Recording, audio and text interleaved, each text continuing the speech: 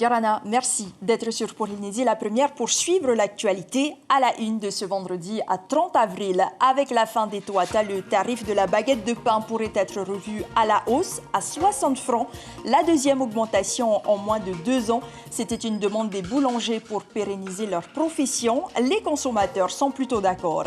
Le fauteuil de maire de Rangiroa reste dans la famille Maraeura. Le fils de l'ancien premier magistrat reprend les rênes du chef-lieu de l'archipel des Tuamotu. Les personnes à mobilité réduite veulent circuler sans obstacle et elles sont aujourd'hui entendues. Le président du pays et maire de Pirée s'est engagé à faire progresser l'accessibilité en Polynésie. Les gymnastes de la barre horizontale sont de retour sur scène. L'école de pole dance organise sa première compétition de l'année. Elles sont 17 à concourir.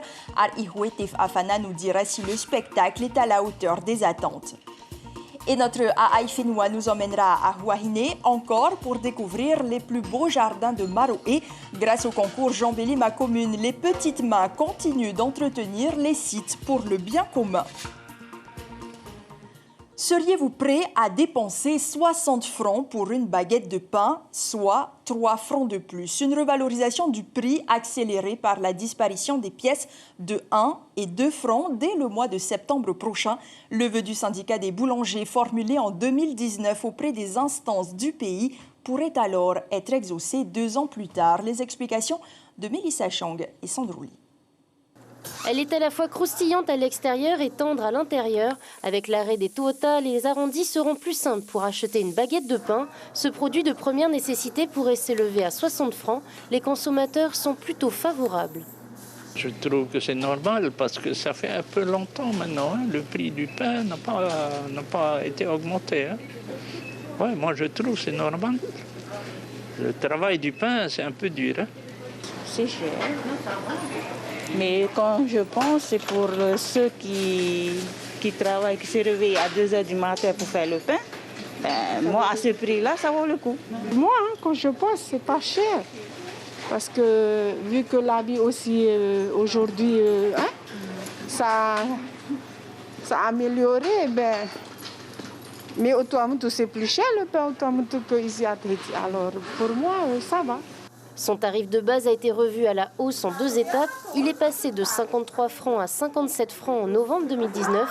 Il devait s'afficher à 60 francs en juin dernier, mais la crise sanitaire a repoussé son échéance. Pour les boulangers qui ont des charges importantes, ce tarif leur permettrait de dégager un petit bénéfice.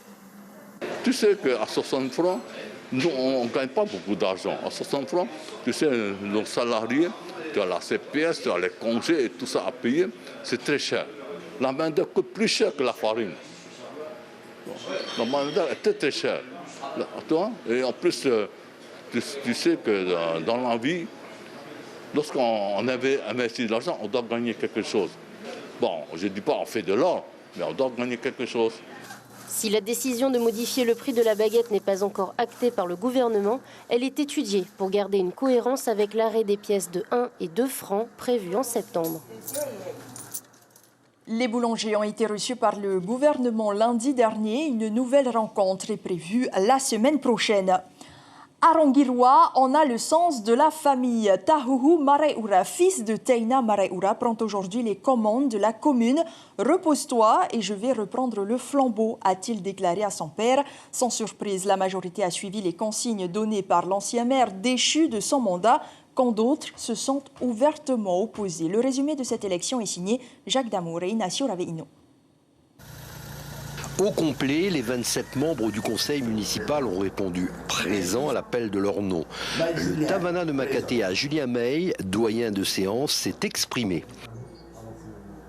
Le maire de Tiputa était notre doyen, on m'approche. Je le demande d'une courte tête. Covid-19 oblige, les votes à bulletin secret se sont déroulés à huis clos, entraînant un strict respect de la distanciation sociale. À l'extérieur, une poignée d'habitants seulement tue le temps à l'ombre des Puro. Ils ont siégé, ils ont élu leur maire, mais comme on dit, bien mal acquis ne profite jamais. Ça n'a même pas duré 1 an, les voilà. Et la sentence est assez lourde quand même. Là, le maire doit faire 1 an de prison, 1 an de sursis, 5 ans. L'ennemi de ses peuples doit payer 5 millions. Finalement, Taou Mare Ura a été élu Tavana. Il succède à son père qui, pendant 30 ans, a dirigé cette commune. Monsieur Mare Ura, élu maire de la commune de Rangueil. 16 voix, certes, mais 11 contre. Autrement dit, 6 élus de la majorité ne lui ont pas accordé leur faveur. Et mon dernier message de remerciement, c'est à mon père qui m'a poussé à prendre sa place. Et le message, c'est qu'aujourd'hui, repose-toi, je vais reprendre le flambeau pour que ça soit un beau geste que tu nous as laissé et que moi, je vais essayer de poursuivre le mieux que lui, il a fait. La nouvelle équipe compte se mettre très rapidement au travail. 3 dossiers urgents occuperont leur première priorité. L'électricité de l'atoll, car le contrat avec Electra prendra fin le 30 septembre prochain. Puis la construction d'un abri anticyclonique. Et enfin, la construction d'un centre de tri pour les déchets. Taina Mare Ura qui a dirigé Rangueroa pendant 31 ans. Il était élu depuis 1990. Au plan sanitaire, on recense ce vendredi 3 nouveaux cas de Covid-19 depuis hier. Sur le territoire, depuis le début de l'épidémie, plus de 18 000 personnes ont été contaminées par le virus, dont 20 sont toujours des cas actifs. 5 malades sont hospitalisés, dont 3 en réanimation. Et ces chiffres relativement positifs ont permis aux autorités de décider la réouverture des frontières aux étrangers. 197 visiteurs sont attendus dans le premier vol en provenance des États-Unis. Un rayon de soleil donc pour les hôteliers sinistrés de Bora Bora seulement, car les artisans du marché, eux, n'expriment aucune joie délirante. Vous allez comprendre pourquoi dans ce reportage de Stéphane Ratino et Nicolas Suire. Au marché de Papeete, l'agenda de la semaine prochaine s'anime d'une perspective heureuse. Le retour possible de touristes américains, comme une manière de recroiser le présent avec un destin économique plus enviable. Car si pour la vente des fleurs, cette clientèle touristique compte peu, pour le reste des artisans et des vendeurs, c'est une autre affaire. Quoique, vu les habitudes de consommation, le visiteur made in US, ce n'est pas l'Amérique. Ceux qui consomment plus les produits locaux, c'est plutôt les Européens, les Asiatiques, peut-être les Japonais, les Européens, les Français, les Espagnols, les Italiens par exemple. Et les Américains, qu'est-ce qu'ils font alors? Les Américains, ils viennent profiter, ils viennent pour la beauté des paysages, voilà. Donc ça veut dire qu'ils restent plus à l'hôtel? Ils font plus peut-être des excursions, peut-être qu'ils vont marcher dans ce domaine-là, et les hôtels aussi. Ouais. L'horloge du phare artisanal ne fonctionne plus à l'aéroport. L'image d'un temps suspendu, dont les stands désertés, raconte beaucoup le désarroi de la profession. Valérie, ce matin, est la seule des 24 artisanes à être sur place. Le chiffre d'affaires n'a jamais été aussi bas en 15 ans de présence. Le retour des avions venus d'Amérique ne signifie pas automatiquement le retour des mamas. Il n'y a plus de maman, il n'y a plus rien. C'est désorganisé. Maintenant, on a refait tout un truc et tout. C'est plus comme avant. Et lundi, pour le premier vol des Américains, tout le monde va revenir ou pas? Chaud, maman. Mais je ne pense pas qu'elles vont toutes revenir. La situation est comparable à celle d'un convalescent. Il y a la fébrilité d'un corps toujours fragile et l'émotion de l'âme qui se met à espérer à nouveau. Car si le retour des Américains ne promet pas un chiffre d'affaires explosant, il repose le décor d'avant. Plus de monde, plus envie. La vie en fait. Le fait déjà de les recevoir et puis de les voir, ça fait plaisir, ça rend vivant quand même le marché. Et après, ils achètent toujours quelque chose avant de repartir. Et plus le marché est vivant, plus les gens ont envie d'acheter. Déjà nous, ça nous motive déjà de venir au marché. Quand il n'y avait personne, on ne voulait même plus revenir. Mais après, nous, on s'est dit, bon, allez, on y va quand même, on va garder le sourire. Et puis maintenant qu'on nous a donné une bonne nouvelle et puis les frontières vont être ouvertes, on est très, très, très contents. L'Eldorado, ce n'est pas encore pour demain, mais pareil à l'émotion de la découverte des perles, le monde des artisans oubliera les temps amers pour accueillir joyeusement l'Amérique. Et sachez que les vaccins Janssen ne seront finalement pas disponibles ce dimanche au vaccinodrome de la présidence. Ils ont bien été livrés hier soir, mais doivent encore être répertoriés. Raiatea et Ta'a deviendront-elles le centre de l'agriculture de la Polynésie? En tous les cas, toutes les filières sont réunies. En visite sur ces îles, Terry Alpha, le ministre de tutelle, a pu dresser un état des lieux de ce qu'il reste à réaliser et les chantiers sont nombreux. Le secteur de la vanille, notamment, va être totalement remanié. Une réforme qui vise à mieux encadrer la filière et permettra la mise en place d'une appellation d'origine protégée. Terry Alpha nous en dit plus au micro de Julien Vescovali. Nous sommes aussi à Raiatea pour continuer de soutenir toutes les filières que nous pensons être prioritaires ici. La filière bois avec le projet de scierie à Hamois. Et puis il y a d'autres filières en devenir. L'abattoir. Raiatea a toujours été une île d'élevage. Et donc l'abattoir va être une autre priorité pour être construite à Faroua. La filière canne à sucre avec une nouvelle orientation et puis des projets d'intérêt. La filière noni qu'il faut rappeler comme étant une grande filière ici à Raiatea et notamment à Taputapuatea avec la valorisation du noni bio. Et puis bien sûr la filière vanille pour commencer à valider notre appellation d'origine protégée. Il faut que l'on se démarque des autres vanilles mondiales. À cette occasion, 36 parcelles de terre domaniale ont été attribuées à 35 agriculteurs de Ta'a et Raiatea. Après plusieurs années d'attente, les personnes à mobilité réduite obtiennent enfin des infrastructures adaptées, en théorie du moins. C'est tout l'objectif d'une convention de partenariat entre la commune de Pir'e et la fédération Teniu-Tehuma, un accord dans lequel Edouard Fritsch, maire de Pir'e, s'engage à mettre les moyens et à établir une politique globale.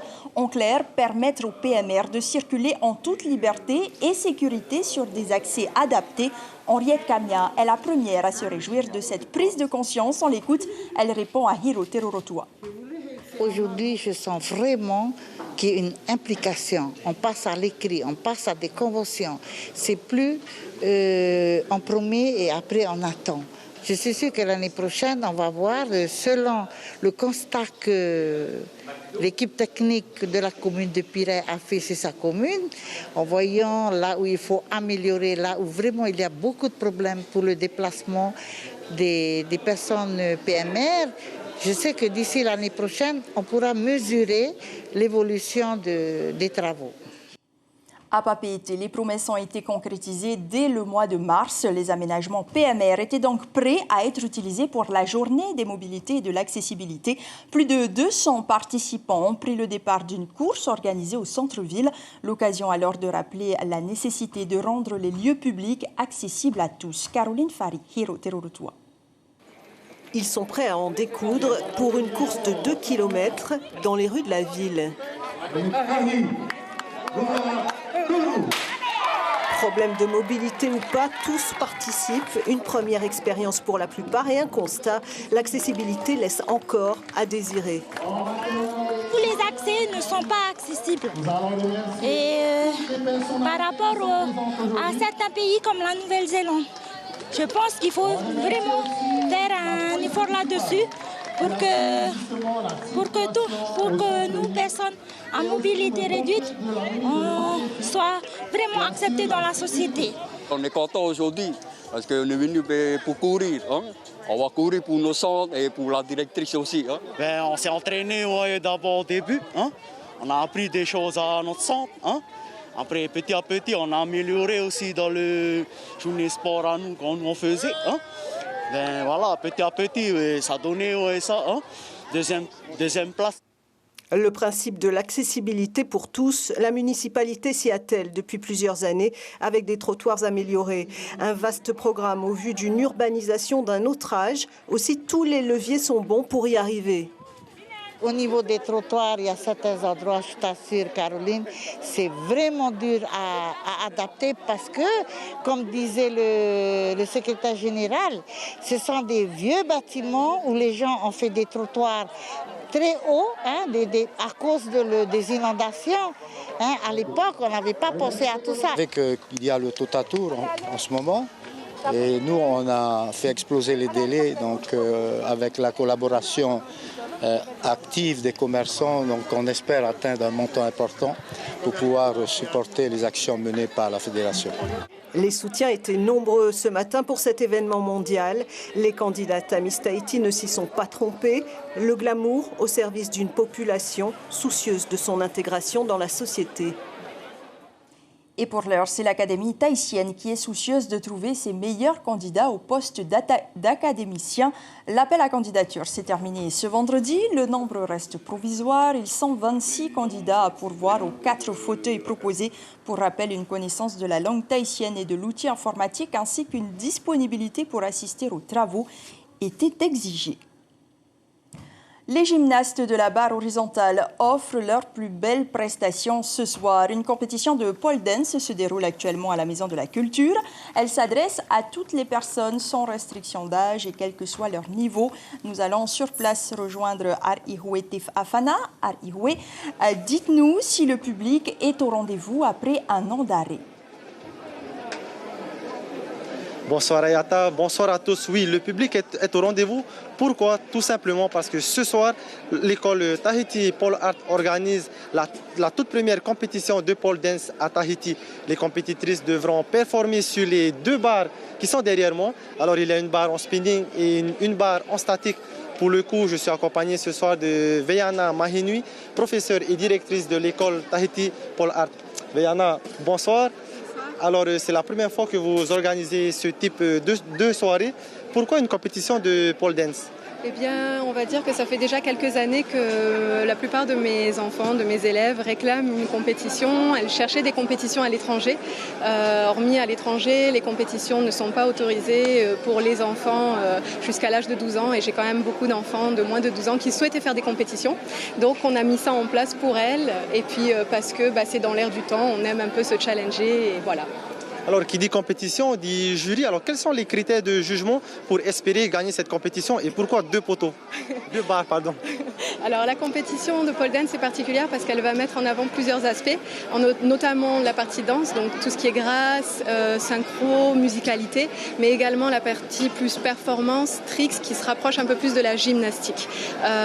On a 2 barres, donc une barre en spinning, c'est-à-dire qui tourne, et une barre en statique. C'est pour permettre de montrer un maximum de technique, puisque la barre en spinning ou en statique ne montreront pas les mêmes choses. En statique, on fera des choses un peu plus dynamiques. Voilà.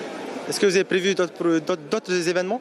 Je vais en profiter pour inviter tous les Polynésiens qui sont en recherche de rêves, de magie, de venir très prochainement, le vendredi 18 et 19 juin, au Grand Théâtre pour un spectacle unique du jamais vu à Tahiti. Merci Veyana. Alors la compétition n'a pas encore débuté, elle devrait commencer autour de 19h30. En attendant, les concurrentes sont en train de se préparer. Je vous rappelle, elles sont 17 participantes. À la fin de leur prestation, un spectacle sera présenté par une partie des élèves de l'école en attendant le délibéré. Ayata. Merci beaucoup Arihwe Tif Afana pour ce point en direct depuis la Maison de la Culture. Et sachez que le thème retenu pour cet événement est l'étoile des rêves. Notre Aai Whenua de ce vendredi soir, nous embarquons à destination de Huahine. Les sites arborés pour le concours Jean-Béli Ma Commune sont-ils toujours entretenus? Oui, en tous les cas à Maroé, et cela grâce à une association qu'Inacio Raveino, Gilles Tautou et Patrick Tsing ont rencontré.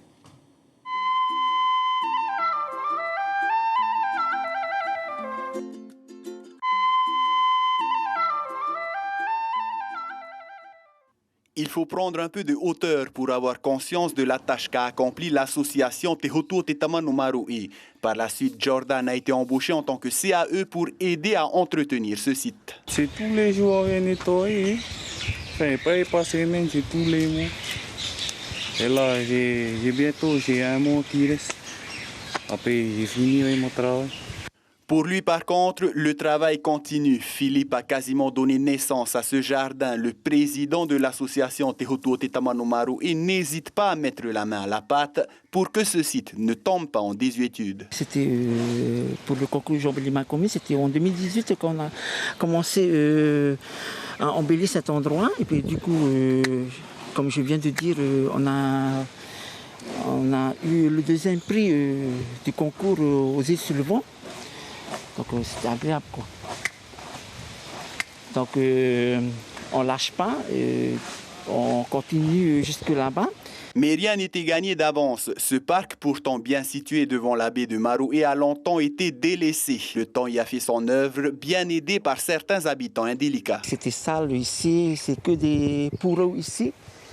Et des machines à laver, tout ça, tout ce qui est détritus, quoi. C'est que ça ici, tout le long. Tout le long. Du coup, vous avez dû... Alors, du coup, on a dû retirer tous ces pays-là. On a dû retirer puis ramener au dépotoir communal, quoi. Ce ne sont pas des trous de crabe, ce sont des trous qu'on a mis des plantes et qu'on a arrachés. Et pour vous dire, franchement, il faut être franc, hein. C'est ça qui m'énerve. Ça m'énerve vraiment. Des gens qui viennent retirer les plantes qu'on vient de mettre à terre, quoi. Donc ça m'énerve vraiment. Et donc il n'y a pas de respect. Il n'y a pas de respect. C'est pas que moi. Il n'y a pas que moi. C'est l'ensemble des sites sur Wahini qui reçoit ça.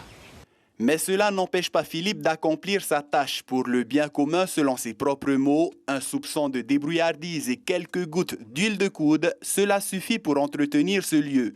Et quant à changer la mentalité des visiteurs, c'est une toute autre histoire.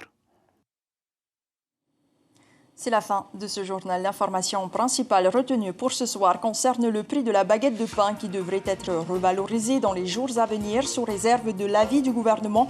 Un tarif revu à la hausse pour pérenniser les emplois, disent les boulangers. Un vœu émis en 2019 et accéléré par la disparition des pièces de 1 et 2 francs en septembre prochain. Une nouvelle rencontre est prévue entre le syndicat des boulangers et le pays la semaine prochaine.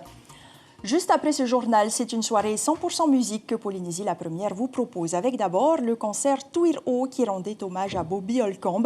Il sera suivi de La vie secrète des chansons, une émission dans laquelle les petits secrets des succès de la chanson française vous seront dévoilés. Merci de rester fidèle à votre chaîne publique. Retour des informations demain matin en radio dès 6h30. Très belle nuit, portez-vous bien, à demain. Dernier clin d'œil aux personnes à mobilité réduite. On se quitte sur ces images de la course organisée en leur honneur ce matin.